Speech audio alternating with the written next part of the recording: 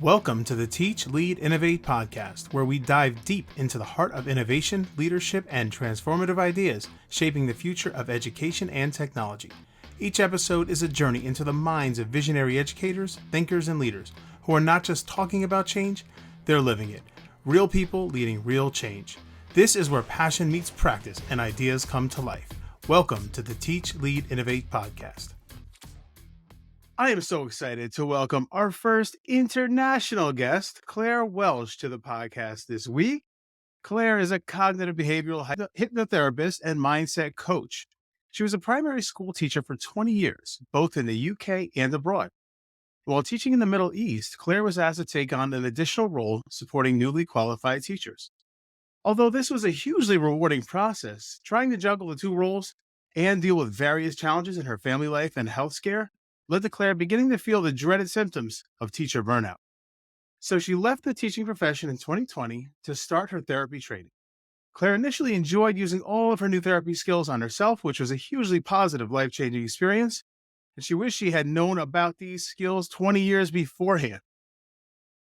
Clare now specializes in helping educators and ex-educators deal with anxiety, burnout, low confidence, and lack of self-belief, such as imposter syndrome. Welcome to the Teach, Lead, Innovate podcast, Clare. Hey, lovely, really lovely to be here. Thank you so much for inviting me. Oh, it is my pleasure. So, Clare, could you share a bit about your journey and what led you to specialize in helping educators with challenges like anxiety and burnout? I know I talked a little bit about that, but can you maybe go a little bit deeper? Yes, yeah. Well, it's really strange, Dave, because as I was teaching, and I taught for 20 years, so I don't know about you, but my family were in education. So my dad started out as a PE teacher, my mum was a teacher, and so education was always there in the back of my mind. I thought that something that I might want to do. But I did see the other side of it. So I did have a good idea about what I'd be getting myself into, seeing my mum marking late at night and all that sort of thing.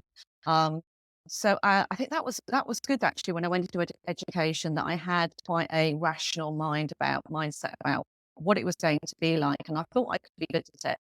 And interestingly enough, I ended up working with the younger children, but actually didn't intend on doing that, because in my teaching practices, I could see that that was probably going to be a difficult age group, especially if you think of children starting school.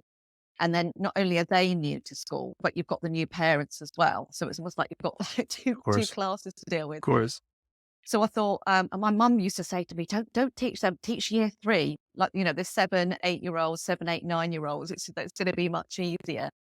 Um, but actually, circumstances led that I was offered a role in early years, and I just fell in love with it. I fell in love with the freedom of the curriculum, but I didn't feel confident because I'd never been aiming to teach that age group. So I ended up in my third year doing an MA in early years, and then I found so much more about it. Absolutely loved it, and that really helped my teaching journey, and be very, very passionate about early years and about early years children and what they can do. Um, and then, so I was very lucky. I had a head teacher when I first started out in teaching, Dave, who was very much supportive. We had an inspection of our school in the first year that we were there. But back then we had, from my perspective, much more supportive inspections. We felt like the inspectors wanted you to do well. And it was the same with the head teacher. So I did feel that I was encouraged to take risks, trying new things, and there was going to be no awful consequences if I made a mistake. So I think that's really important, that's how I started out in education, in the same way that when children start, you want to give them a really good start, because I didn't have a fear that if I made a mistake in the classroom, that something awful was going to happen. And so that carried on for quite a while. And then when I did the MA, I was supported in that, learned loads. But I've always seen myself as a learner, and I was okay with that until it did come a point in my teaching life where was in a different school and had a different leadership team and didn't have this supportive atmosphere, unfortunately. And it did have a really devastating effect on everybody in the school in the end. And I felt the first time I started to question my own teaching ability because of this attitude, much more scrutiny, and I didn't feel trusted. And for the first time in my life, I started to think, oh, maybe I'm not a good teacher. And I think that we've all got our own little insecurities, haven't we? I'm not blaming teaching or the system or anything, but we've all got our own little insecurities. And I think that it can be in any work environment, um, depending on what it's like, your insecurity can come bubbling up. And I think that's what at the start of certainly imposter syndrome, that's sort of where I started to um, just had some real self-doubts there. Actually, was I a good teacher? And then that started whirring away in my mind. Um, and this can be a case of some teachers where it gets so bad they go off sick, and chronic stress, which we can talk about later. That can be very debilitating. But what had happened in my mum's life was, and other people I knew, that they'd gone to teach abroad and gone to teach in the Middle East. And sometimes, and I do find this in life, is that sometimes you have to have a big challenge in your life in order for you to move or make a change. Your life has to get quite uncomfortable. Absolutely. For you to make a change. And the thing was, in my mind, Dave, I'd been thinking, oh, maybe I would like to teach in the Middle East. But had a bit of a lack of confidence, or I just wasn't quite sure if I was waiting for feeling ready, you see. And I realized that don't do that. Don't put when you feel ready, just go for it. So I got so fed up, Dave, that it's sort of like, do you know what? I could do 2 years anywhere. I need to leave this situation. So that's another thing that I've learned, is there's always a silver lining in any situation that you're in. Especially the ones in my life where I think I was perhaps labeling it as a bad situation. Actually, it turned out there was a really good silver lining. And when I went to the Middle East, it was hugely exciting. And as you said in my bio, after I just wanted to be left alone. I said, just let me teach. Don't give me any sort of management or anything like that. Just let me teach. But they like it when you've got experience. The British curriculum is really respected, more respected, I feel, actually, in other places. So I took on this extra role. It became huge. I worked in one of the biggest primary schools in the world. And so I always wanted to always have taught, Dave. I've always taught. I've never wanted to not teach. So I started on taking on too much, really. And then this is classic imposter syndrome, started comparing myself with other managers and what they were doing when I had a manager type role as well. And so this chronic stress built up over the years, and to the point where it was December 2019. And like you said, there'd been some family issues with my parents' health. I'm an only child. And all my holidays were spent trying to take care of them. And I think this is another thing in teaching, is if you give everything to teaching, then when things happen outside in your personal life, sometimes you've got nothing left to give. And this is what happened to me. And I remember coming back to school to work in September 2019. And I woke up one morning and this voice in my head said, "You're done." It was the strangest thing, because Wow. I've worked all my life and it terrified me. And it was like, from then onwards, it was like this slow draining of energy. And it was like my brain was still saying, go to work, set up your classroom, all these things, do the things you normally do. But the will and the desire that I had, it just started to leave me, and it just became worse and worse and worse. It was just like, walking through treacle. And in this position, I did what a lot of teachers try to do. So I tried to demote myself. I tried to, do things about it. Leaving teaching was not on the agenda for me at all. Yeah. I absolutely wanted to stay where I was. And I was quite inflexible about that, actually. And that's another thing that I help people with. And then I would have stayed. I would have kept going and kept going. And then in the December, I had a cancer diagnosis. And I'm perfectly healthy now, but that brought me up short. That really did. Then I started, Then I thought, there's no cancer in our family. And I sort of knew a lot about health as well. I was a healthy person, like you. I was a bit more of a yoga girl back then, and had a healthy diet. I dealt with migraines, and I'd done things with my diet, and I was very aware of my health. But this voice said to me, yeah, but what about all this stress? So I sort of did know immediately that probably stress had something to do with my health. And initially, I thought that maybe I would end up tutoring or do something like that. So like a lot of teachers, I didn't think about doing something completely different. Um, I managed to give my notice in time. So by the January 2020, I had an amazing line manager who was really supportive. Because when you work abroad, you have to give quite long notices when you're going to, if you're not going to come back the next year. But I just got there in time, managed to give my notice in and thought, I know what I'll do. I'll just do tutoring. I'm going to travel and tutor and travel around because I did lots of traveling. Being in the Middle East, you do lots of visiting different countries. Of course, that was COVID year this day. So that put Put a this little wrench in the plan. it did put a little wrench in the pan. But you see, there's another thing I've learned: when a door closes, and then finally, this little voice, actually, that in the back of my mind had been saying to me, because I didn't go into teaching straight away. I went later on in life when I was in my late 20s. And this little voice sort of went, what about therapists? And I'd had this little thought. I don't know whether you've ever, and maybe you can tell people if you ever thought about what you were going to do. But teaching wasn't my first career. Actually, I wanted to be a doctor. But so therapist made complete sense because I was looking into how to help myself. And then just came across my therapy training. And it wasn't just hypnotherapy. There's a CBT, a cognitive behavioral therapist aspect to it. There's mindfulness, there's breath work. It was a whole amalgamation of amazing techniques and everything that I was learning because I was doing this online.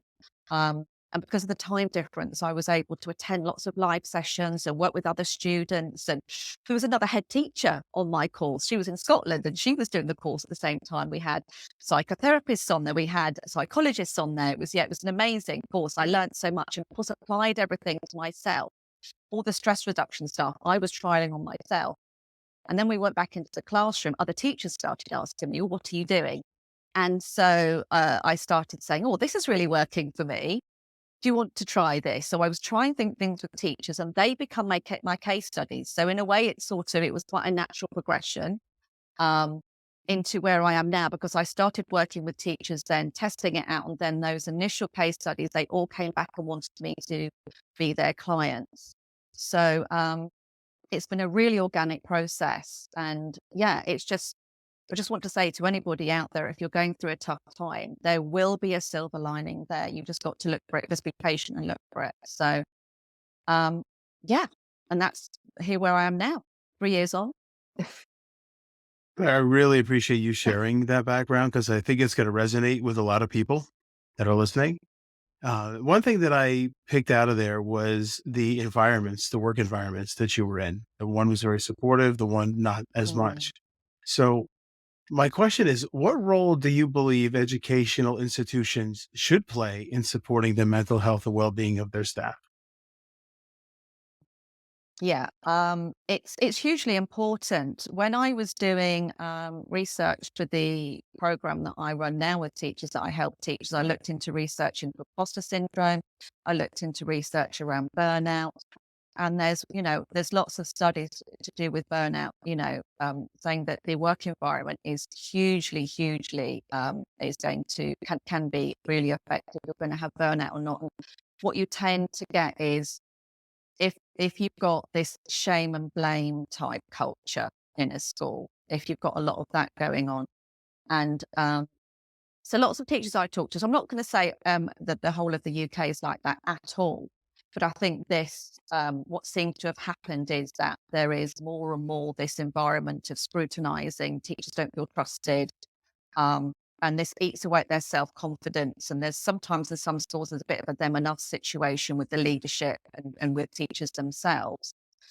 So, and when I started working with teachers and then you start to get referred, and then I was on Instagram and started to grow on Instagram. And then it was when somebody contacted me who was a school governor and said, oh, have you got any ideas for little tips for teachers in the school? And all the head teachers I've spoken to so far And I'm not blaming anybody at all, but, and I didn't know a lot of these very, very easy, simple stress reduction techniques that I know now. I didn't know them. A lot of them, it's not rocket science, but it can make such a huge difference. I'm And, sure. if you're on a plane, Dave, and what do they say? If the plane's going down, what do they say? Even if you've got a child there, you put your own oxygen mask on first. Oxygen. Yeah, And it feels correct. wrong, doesn't it? You're like, no, you would help the child, wouldn't you? Before Mm. yourself. That's selfish if you do that. But this is what they Wow, say that's a on the great plane. analogy there. They're very clear. And I just do feel that's the missing link a lot of the time in education and the system. And there's a lot of heads out there really trying their best. And I know because I work with some of them, they're trying to do their best. They're very, very best. But it can be very, very tricky to do that. I'm working with a couple of primary schools, and I did a little workshop with them yesterday on positive visualization. I don't know what you've got in America, but we've got something in the UK called well-being leads now. So, Within the school, yeah, but we have it social won't be a, workers, school counselors, but oh, no, that's more for the students. yes, yes, exactly. Yeah. So we're just starting to cotton on. And this will be like this very, very usual in UK schools that you are a teacher and you've got all these other little hats you have to wear. So the wellbeing lead I'm Same in the working United with States. is also full-time Same. working. Yeah. So that was the thing about the Middle East. You did get paid for all, you worked really hard, but certainly in my school, you got paid for all the extras, which was very, that really eased your pain. So yeah, I think that there are some teachers out there and these wellbeing leads, especially, that are doing some really good work. She realizes just how important this is. And, but I just think that unless you've got, it needs to come from the top, from the head teachers, and needs to be, it's just so simple. There's little things that you just do every day, we can talk about that later, that over time can start to make a difference. And I don't know what's happened in America, but what's happened since I've been away is that there has been a lot of money, and this is what head teachers say, there's been a lot of money put into supporting children's mental health, especially because of COVID, and we're really noticing the difference, what's happening For with sure. children. And yeah, so they're really seeing that, and they're really seeing that children are having a lot more difficulty experience, teachers are saying, than what they used to have. But I do feel that there are just these extra things, like it's got to be more than, it's not just about whether your workload is excessive workload or not. It's not just about the things that actually happen in school. It's about teachers' whole life. And I do feel that some teachers, well, a lot of teachers that I've talked to, their whole identity is connected and tied up with who they are as a teacher and how well they're doing as a teacher.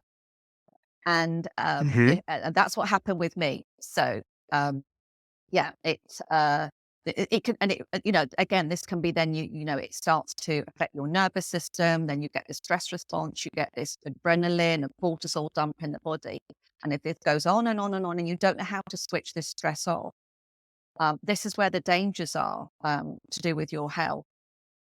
And I don't know what it's like in the UK, but we do have, and this has been going on for a long time. We have got a retention issue in teaching. Is it the same in America? Same in the United States. Yep. Yeah. Same in the United States. We also have difficulty at times finding substitutes as well. Yes. Yes. Yes. Same here, because I work with teachers who are transitioning out. So it's really interesting hearing what people are saying about moving into supply, moving into tutoring. 'Cause that's what a lot of teachers, when they leave, that's what they tend to do, is they will get still teacher type roles. Mm. I think that's so interesting that you make that mention that so many times we link our identity to teaching, to what we do in education. And it seems like from what you're saying is it's extremely critical to not do that, to make sure that you are balancing your whole person, and who you are. But like my question is this, let's say you're that educator and you begin to start feeling overwhelmed. What are some first steps you could recommend to someone who's starting to feel overwhelmed in their role? Yeah, and I think that definitely does tie in with the teacher identity. So just have a little check on, have a look at, what does your daily life look like? What does your weekly life look like? The teachers that I speak to who have been in the profession a long time, and when I'm chatting to them, they say, no, I'm fine. I'm still fine. I'm still okay in the profession. And there are some things that are always in common with what they tell me. And what they tell me is that they have a very, they have a cutoff with home and school. That's the first thing that I think you need to check on that. And the teachers that are overwhelmed, when I say to them, what's happening in your day, is that they are staying late at school and then they're coming home and they're still working. Because what happened with me is once you start having these feelings of I'm not good enough and never being satisfied with what you do, this becomes this sort of vicious cycle.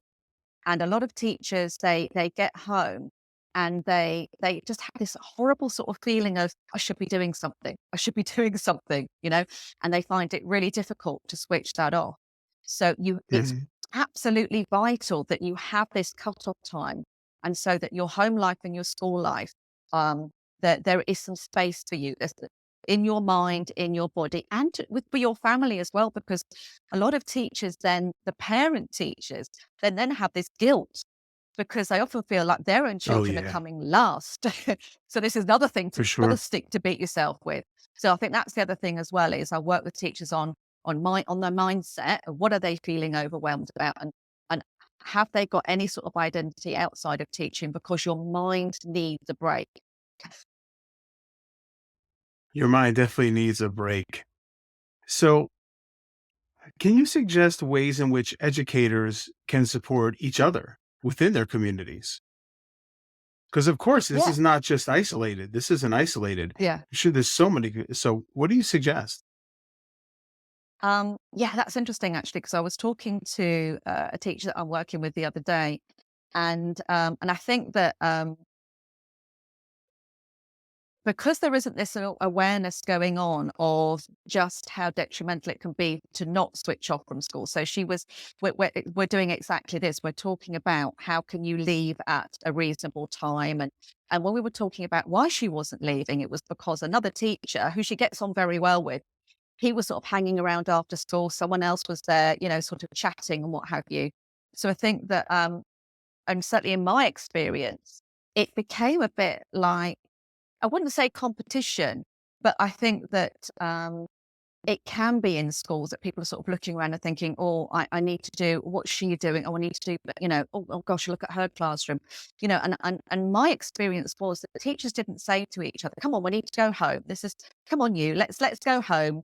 We need to look after each other and our own mental health. Though I don't know what it's like in the community where you are, but it never seemed to carry on. There seemed to be a lot of teachers worrying about what their own practice and what their own classrooms looked like. So I think teachers supporting each other, like, come on, like we need to, like on a Friday, we need to go home at this, and supporting each other to leave school. But also as well, when you're outside of school, is not to keep talking about it. And I know that's Yeah. hard. It's quite a difficult task, but I can understand why you would want to not talk about it. Wow. So, you talked about that, about educators supporting educators. But my question is, as a school leader, what advice would you give to a school leader for how they can best support their staff? What environment do they need to be cognizant of? What can they do to make that environment where staff don't feel so stressed?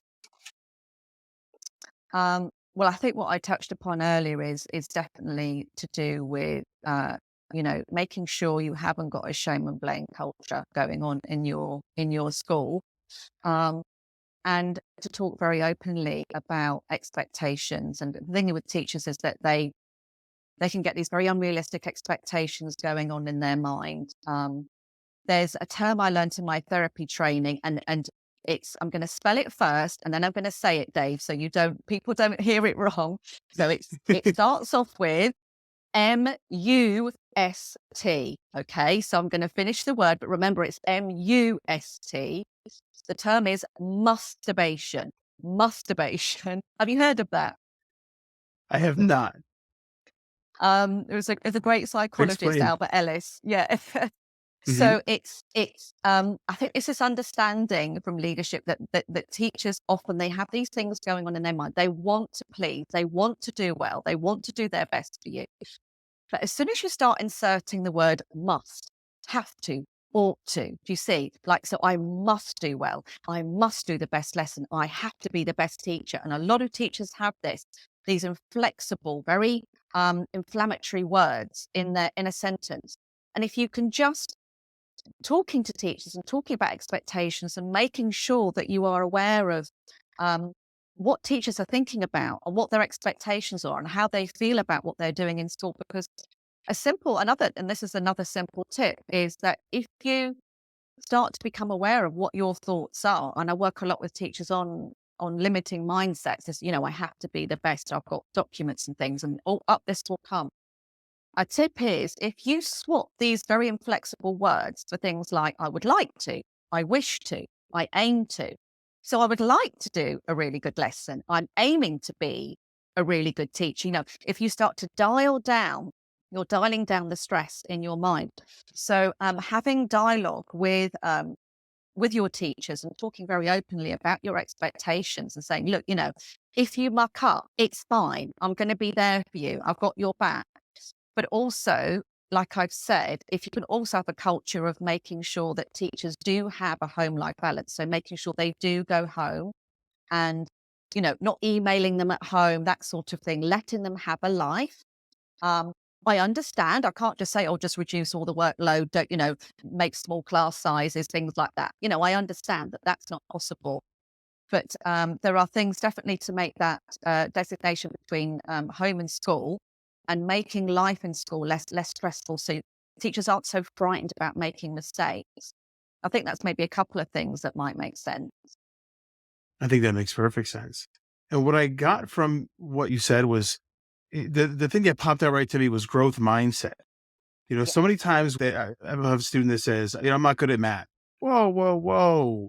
You know, and I think that we can oftentimes, especially as teachers, educators, we be so self-critical. We want to do our Mm, best, but we mm, oftentimes find our imperfections before we find the things that we're actually doing really well. We focus in on them.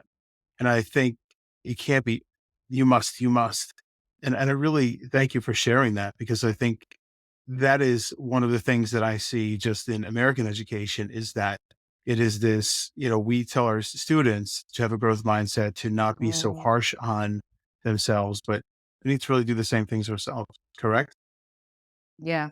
No, I love that. I absolutely love that. And one of the big proponents of that is, of course, is Dr. Carol Dweck. I love her work. Correct. I Yeah. loved her work in education. So I think exactly that, not was it about, putting your own oxygen mask on first. I think that's the thing, is how can we support teachers to do this? And I just give those little extras. A lot of the things that I'm working with teachers at the moment is on their morning routines. And I think that starting the day, like a very simple tip is a lot of teachers, well, you might start off your morning like a false start, I call it, like 3 o'clock in the morning, wake up and then all the horrors of the, there's something called a negativity bias. Have you heard of negativity bias, Dave? So to keep us safe, this sort of, us noticing danger, us noticing negative things, that's all developed as a survival mechanism. But if Yes. you're not aware of this, there's like this magic ratio, I think like 5 to 1. And I was sharing lots of really funny things yesterday that I found when I was researching. And they did this one study where they were looking at couples, and they were looking at the couples that were least likely to divorce would have 5 more positive interactions than negative. It's this magic ratio of 5 to 1. And I think that, like you're saying with the children, we're always very aware of, you say something negative, make sure you say lots of positive things as well. But I think it's the same thing for teachers in that profession as well. I think you need to Agreed. be very aware that that's happening with, not just leadership, but, like, with each other. And I think once you're aware of this is something that you have to do actively, it doesn't come naturally. It comes more naturally to focus on the negatives. So you get home, how was your day? And your mind is probably going to drift to that one awful thing that happened, and you forget about all the great other things that happened. And because I now know about this, and I wish I'd known Very about true. this, because I thought I was a really positive person and people thought I was. But in my mind, I thought, God, what on earth's happening? And I think that once you understand that it isn't that you're a negative person, and this is normal for you to drift into this sort of maybe focusing on the negative, but it has to be active. So when you wake up in the morning, if you just, as you're just waking up and the brain is nice and suggestible, if you just visualize and run through your day and just see it working the way that you want to, you're priming your brain to have a good day. And it's a very, very simple technique, even, like 1 minute or less. I suggest to everybody 1 minute or less, because there's so much research. I mean, athletes use it. They've done all sorts of, like in the 1970s Olympics, there was a trainer there and he was measuring the downhill skiers. And there was very similar things happening in their brain and to do with their muscles when they were imagining themselves doing the skiing and doing all the jumps. Wow. There's been studies. Self-visualization. Yeah, just through, because we all have these images, flashing up all the time. And it's a case of harnessing what's happening in here. Even there was a couple of interesting ones. There was French long jumpers as well. There's studies in that. But even in like weight training, and they had people visualizing they were flexing their muscles and getting stronger and all of that. And there was a growth. They noticed their muscles were reacting. So there's an amazing opportunity there with very, very simple technique, that simple visualizing your day going well. With me, I was visualizing myself completely healthy for 1 minute. That's how I started with it. And it lifted my mood. And then the more I was doing this positive visualization, the more I found I got to school and it was just rippling out. I found myself becoming more positive. So school wasn't changing. I was changing. Do you see? That's the thing, is you change Yeah, you. that's huge. Look to change you.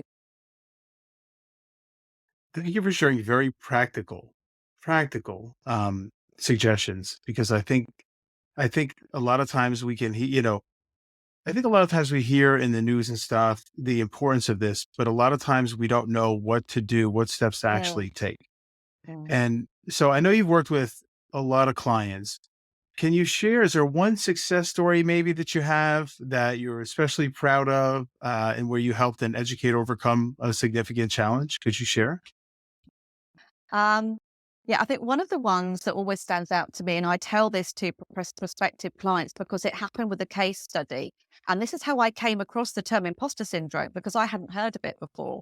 So I was doing my training, and then so somebody in my establishment came in and was really upset, and basically had convinced themselves that they were going to be fired. Had told anybody about it, you would not have known this person was in this amount of was feeling this way. But it's like a lot of things. If you don't tell anybody, then you can start to get more and more stressed, and then you start to think anything that's said, oh, was that? Did they really mean that? And it got to the stage where Yeah. this person had actually booked plane tickets. They were so convinced that they were going to be fired, and started talking about imposter syndrome, Wow. feeling like a fraud in their position. They'd been promoted and really didn't feel like they deserved it, even though they've been doing a lot of work. And so I immediately started doing some techniques. We talked through this catastrophizing that can happen. So we talked through what is worst case scenario, because a lot of the time you don't want to face your fears, but you must. And actually, when we talked about this, okay, so what if you were? What would you do? And actually, this whole exit plan came out. She'd actually thought about what she could do. And just telling somebody, actually, it started to calm her down. Then we started talking about, well, what's probably the realistic scenario here? And then we talked through, yeah, but what if something great could happen? What if the opposite could happen? So this simple rationalizing technique that I did with her, she, tears had dried. Oh gosh, I feel, immediately, so much better. That's when I thought, oh, there's something to this. And she wasn't fired, and she is still in teaching. Wow, that's amazing. But Sorry, again, Dave, that you were we going to talk about say. that, no, about that self-visualization. Like, I think that's jumping out at me too, just through our conversation is sometimes I think we're believing a false narrative. Sometimes we have to Yeah. visualize what we can do, what is possible. Yes. Yes. So, Claire, I have two Absolutely. more questions for you. Two more Yeah. questions. So, first of all, how can people find out more about what you do or reach out to you if they are interested in your services? I'm on all social media platforms, as in Facebook and LinkedIn, but mainly I'm on Instagram. I love Instagram, and I love it because of the story, so I can share lots of information and on the spot things. So yeah, Instagram, Selfing with Claire. Um, if you can find me on there. And I'm very approachable, I'm very friendly. I have a wonderful program called the Self Belief Shift. That's my main program that I work with teachers on that, but I am flexible, I'm adaptable. Everything's personalized, and you could be an educator, or you could be an ex-educator, or you could be in a transitioning out, or maybe going in. So that's the main, I would say, the Instagram, and then just send me a message, and we can have a free chat, free 20-minute chat, won't charge for that, just to see what's happening with you and see if I can suggest anything. I'm always very happy. I've got a business coach who's very cross with me because she said, you do too much free stuff, but I believe that I really believe in giving back, and I'm very, very happy to do that. That's wonderful. And Claire, what's next for your work in supporting educators? Are there any projects or initiatives you're working on or you're particularly excited about? Um, I am really excited that I'm starting to work with schools, I have to say. And that's really interesting because um, I love my one-to-ones. I really do. I love this sort of intimate conversations. I love that you get the feedback straight away. So it feels safer for me. But also my mission is that I want to help as many teachers as I can. I just want to give them the insights and give them the awareness. Like I wish somebody had said to me. So actually, I do understand that working with more schools is something that I need to do. So expanding that, but as well as just working with more teachers, really, and more schools. Yeah. Outstanding. Claire, I want to thank you so much for coming on today, coming out to the podcast, sharing some real practical strategies for our educators. You have just been an invaluable resource, and I just want to thank you again. So, all right, everyone, until we meet again, stay inspired, stay positive, and have the best day ever. If you enjoyed today's episode, please take a moment and press that like button and consider subscribing. Also, if you're interested in any of my insights into specific educational topics, please take a look at some of my articles on Medium. And if you are not currently following me on TikTok and Instagram, please, I encourage you to do so at The Pedaling Principle. Thank you, and I'll see you in 2 weeks for our next podcast episode.